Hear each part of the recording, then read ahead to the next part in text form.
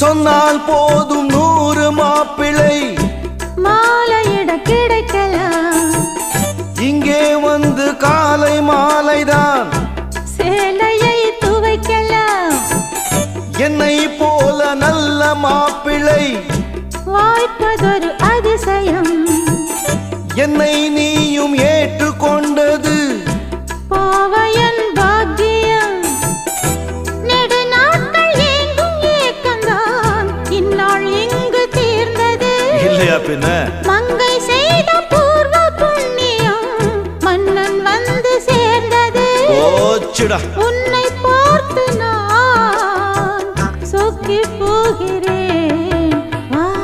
கட்ட பொம்மன் பேரா கட்டிக்கொள்ளு ஜோரா.